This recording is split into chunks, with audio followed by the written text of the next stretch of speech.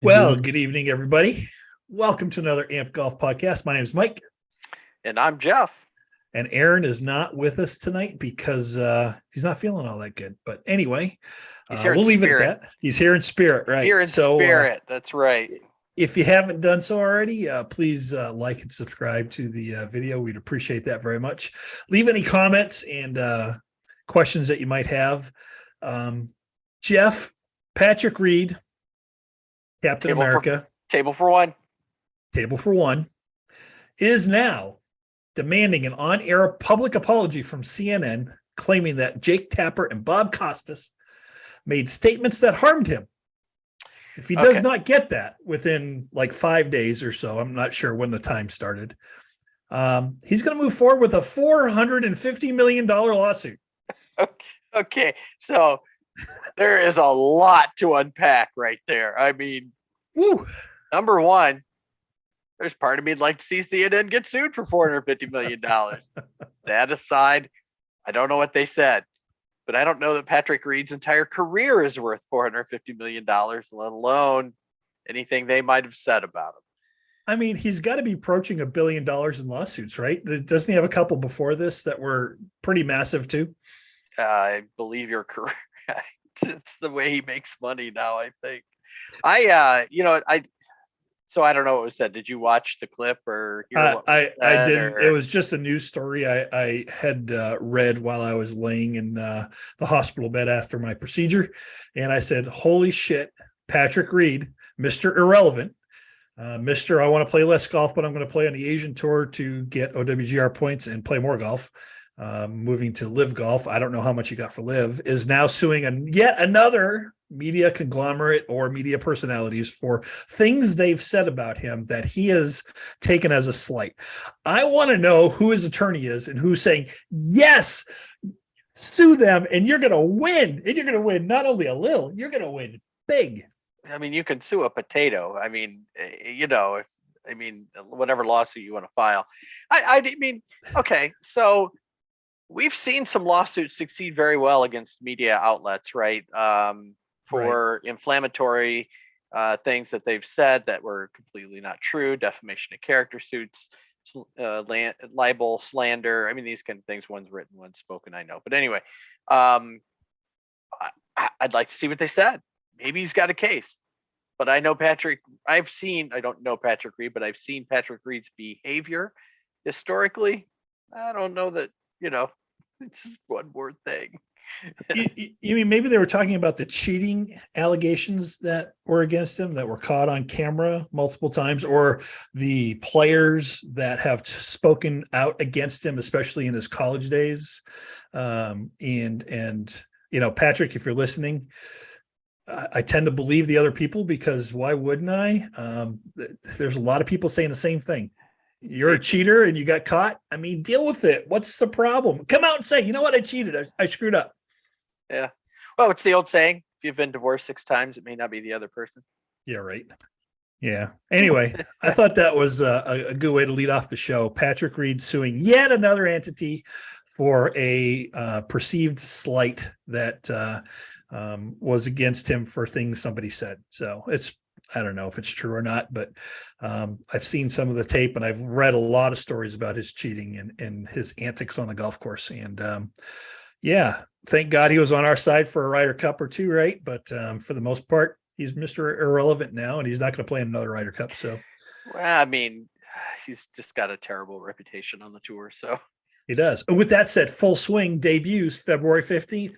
Don't forget. I think I broke the story to you. I think somehow you did. Somehow I caught it before you did. You did catch it before me. I can't wait for this to. God, I'm just so excited about this. Anyway, Live Golf gets a TV deal. Or wait, they don't have it yet, but they're stating, or other people are stating, that they're going to have a TV deal. So is this? Do we know what network it's rumored to be? We do. There's also a rumor that the Ocho. No, there's also it's worse than the Ocho. There's also a rumor that they're paying this company to broadcast rights. It's a rumor. I've read a couple stories nothing's confirmed yet, but the CW is going to be broadcasting live and other things that are live entertainment related as well. Now, the CW, if those that don't know, are home to Jerry Springer and the Gilmore Girls and things to that nature. Liv has not made a formal announcement. At least earlier today when I was on the website looking around, there was nothing on there, but it's expected to come within the next few days. And they're in pretty much every media outlet in the country. So, I mean, CW comes packaged with a ton of streaming services. I think I don't know that I ever watched the channel, but I think I do get it. No. So, yeah, I mean, it's not like some obscure streaming service that you have to pay $3.95 a month for, out of Britain or something. No. And once they're done, you can watch Jerry or, sure. Who doesn't like a good episode of Jerry Springer? Yeah, it'll be interesting. And of course, the Live fans there were mixed reviews from the Live fans. Some of the ones that I saw on Twitter and Instagram and other outlets like that were, if I have to get cable to watch Live, I'm done with them. Keep them on YouTube. Right. I love it. I love it. I'm still not going to watch Live if it's outside the United States or in some crazy time zone. That's I mean, but I'll watch it if it's there. Yeah, I even struggle. So love the Open Championship, right? But it's the time zone gets me every time, and that's not a horrible one. And I still find myself like, oh, who won the Open? Yeah. Yeah, I mean, it is one of those that I try to watch. We're early risers generally anyway, so we can see some of it, but you got to get up pretty early to watch the Open Championship. Right. It was exciting last year. I mean, so that's Cam's win was fantastic. I watched that. Yeah, absolutely. So with the OWGR official world golf rankings, can it get more broken than it already is? Because for the first time ever, it's unlikely to happen, but for the first time ever, we could have co-number world number ones. Boy, that came out really poorly. Scotty. So the scenario is this: if Patrick Cantlay, who's number 5 right now, wins the Amex, and Scheffler, who's the world number 2, finishes solo 8th, they would be co-world number ones. I'd say, you know what? Let's do everything in 2023. Let's do everything. Let's do that. Let's do finish out the Triple Crowns, or the majors. Yep. So here's even more great news from this. John Rahm, who's number 4 in the world, who's won 3 of his last 5 starts, cannot get to number 1, even if he wins this week. Wait, okay, so but Cantlay could get to number 1. He's number 5 in the world. Is this a Common Core question? Right? You'd think it is. Let's do some Common Core math around the OWGR right now. So that doesn't make any sense. How does that? Is there some bonus points or something in there somewhere or something? I don't know. I have not spent a ton of time on OWGR. We got into it a little bit at the end of last year, but it's really boring. The way that they have it set up and the way they're getting points.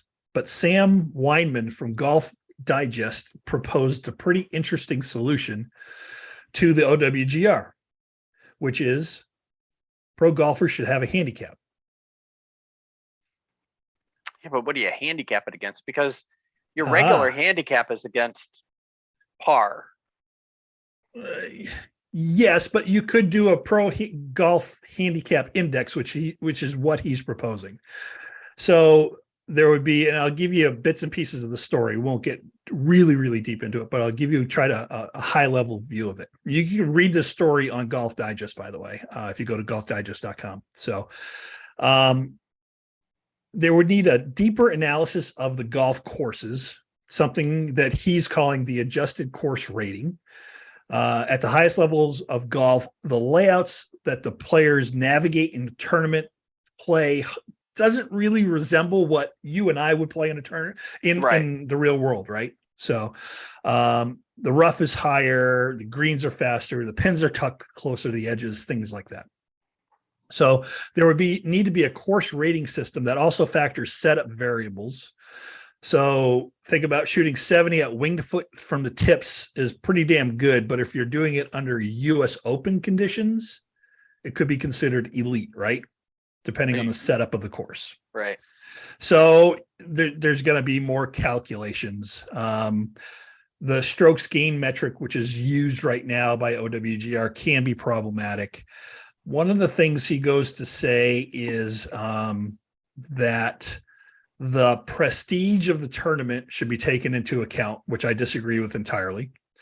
And he brings up another point that I disagree with, but I like where he's kind of going with it in general.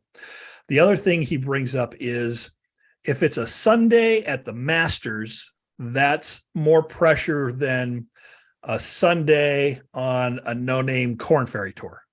And I 100% disagree with that. I think that if you got to Sunday at the Masters, you've probably dealt with a lot of pressure. That doesn't mean I don't want to take anything away from somebody that's fighting for their life right on the Corn Ferry Tour. The pressure there is going to be pretty damn intense as well. The difference is you're fighting for money and to get a card potentially as somebody that's probably already earned their card or, has a pretty really bright future in front of them. So I don't agree with that either. So what do you think?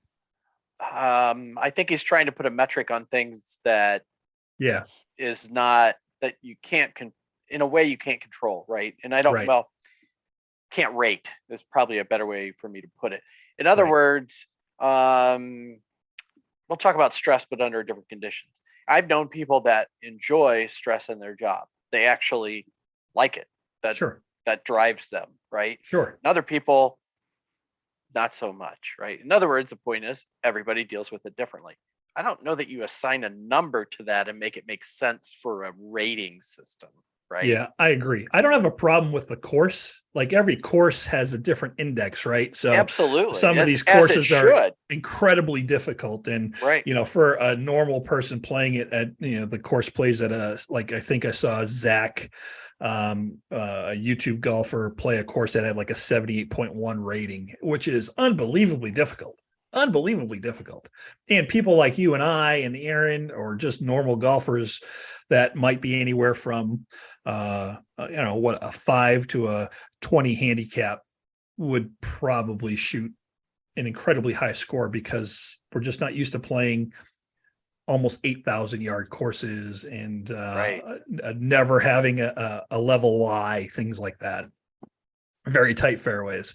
Whereas pro golfers, I love seeing the setups at US Opens and other difficult conditions set up for the golfers to make it so they have to drive the ball into specific areas, or are they strong enough like Bryson was when he won his US Open to hack it out of 3-6 inch deep rough and still put it on a green like he did, which was incredible. Was a great win for him because he bombed it, and when he missed, didn't make a difference. He could hack it out of any rough and still hit the green. So course setup is one thing because honestly, it already plays into slope and course ratings, things like that, right?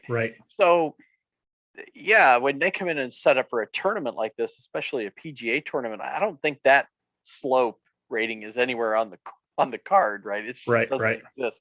So there's from the tips, there's playing from the tips, and then there's playing a pro setup. So sure, you want to have a new course rating and take that all into account. That's quantifiable. I think strength of field is still something that's quantifiable as well, right? So once everybody's ranked out, if you're playing in a field where the strength of field is 10 times harder than the strength of field on a live event, and I'm just using live as an example, I'm not slamming live. I think there's something to that, and that could give anybody world ranking points on any tour, really, based off of the course they're playing, the setup of the course, and the strength of the field. I have a problem with strength of field, right? And this is the reason I do. Ohio State plays Notre Dame. Ohio State's ranked third. Notre Dame was ranked fourth to start the season. Great strength of schedule for both teams. Ohio State wins. If Notre Dame goes on to win in every other game the rest of their season, Ohio State looks better, right? But it's constantly moving every week. So now you've got this variable that floats around. If they want to write the computer programs to manage that many golfers and do it, because they do it for college football, right? Right. If they want to, okay, I'm just saying that one going to get entertaining to manage, but you can manage it. I mean, go ahead and manage it, I guess. Sure. It just, does it only count for that strength in that tournament? Or are we doing a whole season approach, and taking the entire record into consideration like we do in college football? So yeah, that's my only concern with strength of field. Interesting take on that. I think it could be done, but you're right. Somebody smarter than me is going to have to do it, because that's a lot of. You just got to crunch the numbers. I mean, that's a lot of massive spreadsheet.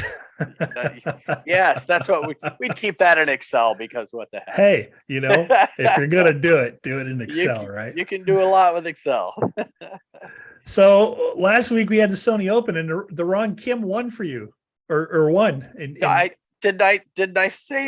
Didn't I say the other? Yeah. So Tom. You picked Tom Kim, who didn't make the cut. No, anyway, but Siwoo Kim won his fourth tournament by finishing at 18 under par. He beat Hayden Buckley, and everybody's like, "Who the hell is Hayden Buckley?" Look at all these no names. This is what I love about the Live fan base, right? All they did was slam. Look at all the no names on the top of the leaderboard at the Sony Open.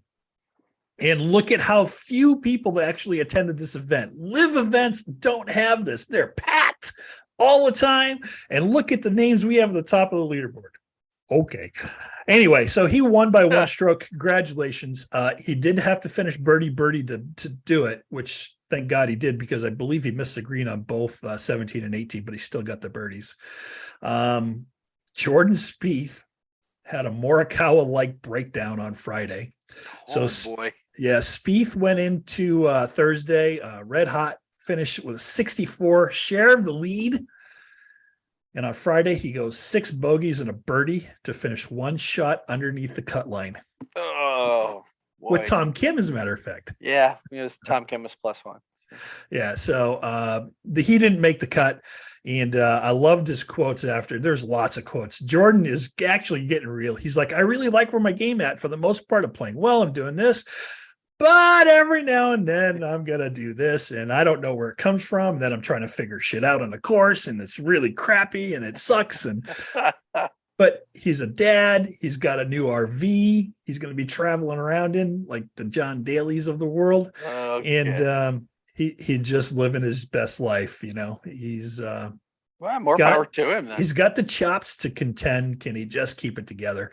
And Colin Morikawa, I didn't mean to slight you. I apologize. That was probably out of line for me, but I was referring to the meltdown the week before that at the first event of the year. Truth is your defense. Right. Is it like, are you going to pull a cam at the Masters? With the falling apart at the Masters that you did. I hate that. I hate doing that. These guys are fantastic, and I do love them all. And Jordan's one of those guys that seems pretty real in all the things I've seen him do. In a lot of the interviews he's had, he seems pretty down to earth. So congratulations to Siwoo Kim winning his fourth tournament. It is somebody that Tony picked to win this week. So really? Yeah, he's going with Siwoo at the Amex, which is being held in La Quinta, California. So Hawaii's done. Now we're in California. Pretty big field for the American Express. I didn't see Rory's name in it, but I did see Sam Burge, Patrick Cantley, Jason Day, Harris English, Tony Finau, Ricky Fowler's in it. Who else? Brian Harmon, Garrick Higo. Brian Harmon did make the cut last week, and he was my pick.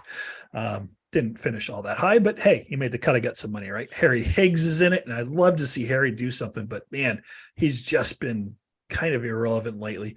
Sunjae Im, Siwoo Kim, Tom Kim, who else? KH Lee is in it. John Rahm, Justin Rose. First time seeing Rose this year, I believe. Yeah.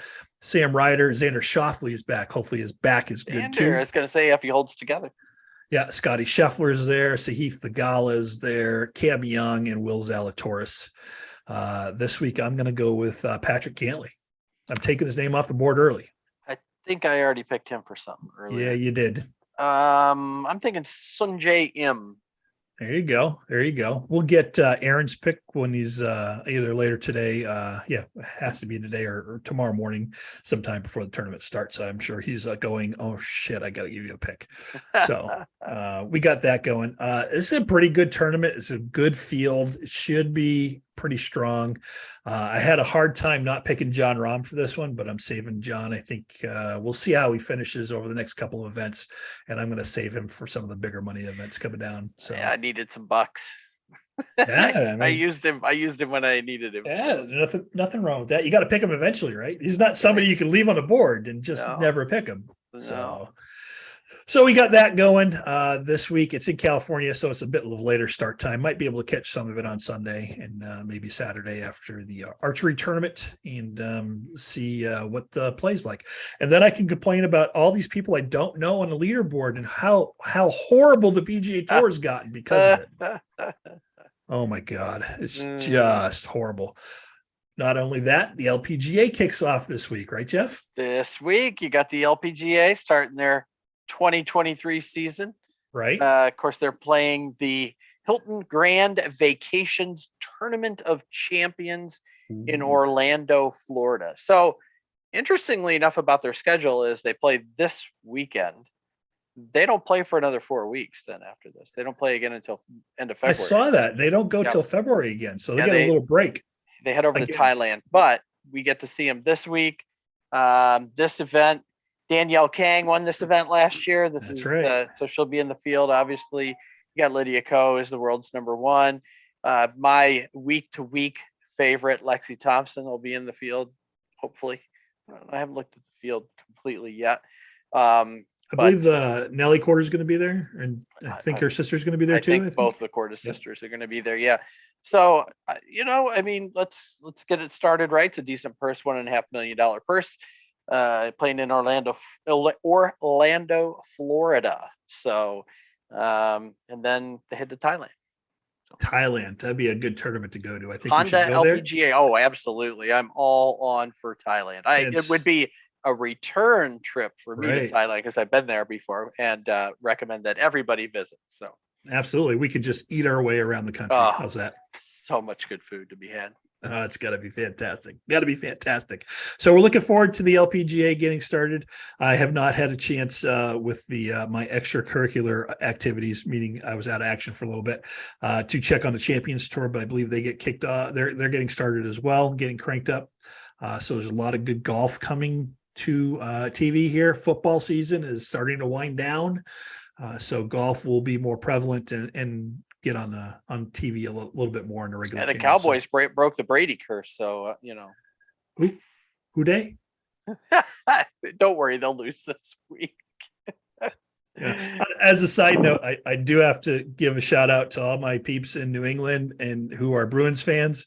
This is the single greatest year the Bruins have had so far ever. Yeah, they're doing I believe so well. They have 4 or 5 losses. That's it. So in regulation, and only 1 at home in regulation. So they're on record pace right now. If they can keep it up, it'd be pretty fantastic. Aren't they? Should they be at the All-Star break here shortly? It's coming. Yeah, it's coming up shortly. The All-Star break is going back to fan voting after this year, I believe, too. So that's really good. Yeah, I was going to say, great. That's a good move. Yeah. Not to change this to hockey talk, but I always look for those teams that come out of that All-Star break accelerating, right? So Boston's given themselves such a high bar. All they really have to do is maintain speed. But if they can find another gear, good night, Gracie. That's going to be ugly for everybody else. Yeah, trade deadline's coming up in beginning of March too, I think, and they're linked to quite a few people, but they don't need much. So I was going to say, do you make many moves if you're that squad? There's some is it Luke Shen or one of the Shens is linked to them, and so is Patrick Kane. So Patrick Kane would be a good addition. I could see that he's got 3, 4 really good seasons left in him, I bet. Yeah, I wouldn't mind signing him because you're going to lose Patrice Bergeron more than Patrice. likely, and Krejci. You're gonna lose David Krejci as well. It's Yeah. probably their last season. So, but hey, they're going out in style. The Bruins are playing really well. If you're hockey fans, hey, leave a comment. Who's your team and why? Where you're from, that sort of thing. I've been a Bruins fan. Yeah. We're going for a first pick. There's next year. Yeah, that's the mantra of the Columbus Blue Jackets. Yeah. There's always been next year. Yeah. Kind of like some golfers I know. Anyway. So that's it for the LPGA. Excited to maybe watch a little bit of that this weekend too. So I don't get a chance to watch too much of the LPGA. I'm usually either golfing or watching some of the PGA Tour, and we're definitely going to watch some live golf this year too. So been watching a lot of YouTube because I've been on my back a little bit. So the Bryan Bros, who are part of the team, is Wesley Bryan, who's professional golfers, won one PGA Tour event, bought a golf course. And it's a dilapidated, broken down, abandoned golf course that has a lot of potential. And they just released a video where they walked through a road through the front nine, saying what changes they were going to make to it. It's a pretty cool watch, and learn some stuff from them about, why you'd want to get rid of some hills or put in some hills to soften some spots, and same thing with the greens and things like that. While the course they bought doesn't look like it's going to be like, oh my God, this is going to be a championship, holy hell course. They are talking about making the greens top tier, top level greens, really, really true, fast. They look pretty special, and their plans for it, if you listen to it, I really like it. They have an investor that's coming in with them to help them with the money and things like that. And he's all on board apparently with it. So where are they at? Where's this course? South Carolina, I believe. So, oh, okay. Yeah. And they're going to open it up. That once it's done, they want to see fans and friends of the channel down there and things like that. So definitely something to put on our list once they get it going. I don't think it'll be this year. It might not even be next year. Who knows when? Right. But their channel's a lot of fun. If you've never watched it, George, who's the other brother, he's the main person running the channel because Wesley was a pro golfer. He's actually in the field this week at the Amex. So he doesn't have full PGA Tour status. He lost it last year. So, but he'll get into some events and he'll play some Corn Ferry stuff, try to get his card back, things like that. So awesome. But Aaron and I really like the channel. They do a lot of good things and they're fun to watch. So I'm planning on digging into the YouTube content, golf content. And what I want to do is really get an in-depth list of all the content creators that are out there on YouTube. I only watch a handful right now because you don't have all the time in the world to do it, but I want to dig in and see who's out there. I know there's a lot of female creators out there that are pretty good. Of course, a lot of the female creators are using their sex appeal, things like that, which more power to you. If I had it, I'd use it too, probably. But as you can tell, I don't. Jeff, on the other hand, stud, like, Yeah, right. But I want to get out there and start watching the different creators to see what they're doing. I really like a guy named Mr. Short Game. He's like 7 to 10 minute videos, a lot of instruction, and his instruction is pretty good. I've actually tried some of it. It works out pretty well. He's calling this year the year of the short game, and he's going to spend a lot of time working on the short game. He just did a video of about 8 minutes long, hitting a 100-yard shot. And he used what is number 7 at Pebble Beach, that little 100-yarder that ends on the ocean. He used that in his simulator, and he showed how people setting up on a shot like that will sometimes look at the hole. And when they look at the hole and they're setting up, they open their chest up in a way that is going to promote a miss every single time. And he explains it in depth. And I was like, holy shit, I do that. And I bet if you guys watch it, you'll notice what he's talking about, and you'll go, God dang it, I do that too. So there's 3 things he talks about in that. That's one of them. Really cool video, and I think you'll like it a lot. But if we can get a list of all the creators, I have an idea. I'm not going to say it here and now, but I'll talk to you and Aaron about it. I have an idea about what we can do with that and how we can help everybody make more content that I think would be fun and interesting to watch. So we'll talk about it off air, and then if we can get it planned, we'll share it once we get it planned. I don't want to ruin it in case I don't want somebody to steal the idea. I think it's a pretty good idea, but Sounds good. we need to know who the creators are on YouTube and what they do. I think that there's a lot of good stuff out there. These guys, these kids from Good, I can't want to call them kids. I can't call them guys. They're in their 20s, right? I mean, they're over 1 million subscribers, and their content is pretty fast and furious right now. They did the Callaway stuff, which we talked about last week. Right. They have to deal with Callaway. So they released a video of them in Carlsbad, I think they're at. Yeah, in Carlsbad. California. All of them right there getting fitted for clubs. And they went through each of them and talked about what works, what doesn't work. They brought on Callaway headquarters. Been there. Oh, did you? Oh yeah. Well, when did you go there? So this was before I met you, before I was with Credit Adjustments. Mary and I went out there one of the trips to California, and the conference that we went to was in San Diego, which is close to Carlsbad. And then I said, hey, got her an appointment, took her on up to Carlsbad, said, Callaway headquarters, here you go. She got a full club fitting, did the whole 9 yards. So what you saw, Mary did. Oh man, that would be spectacular.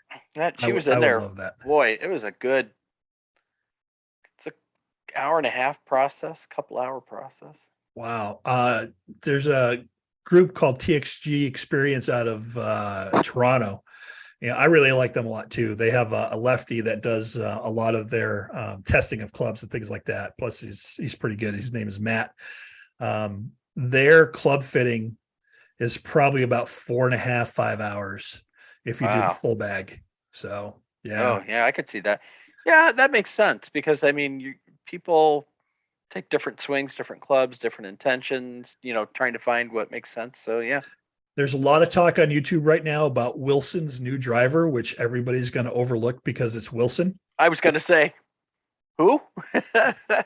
Wait, did we switch to tennis rackets here? No, yeah. There's a guy out of Australia, Alex Etches, I believe his name is, and funny guy. I really enjoy watching him. He's a bomber. He's hitting this Wilson driver 340. Wow. Yeah, and he's not the only person. I've heard a couple other people give the reviews on it, and they say this club is probably the best driver of 2023 right now.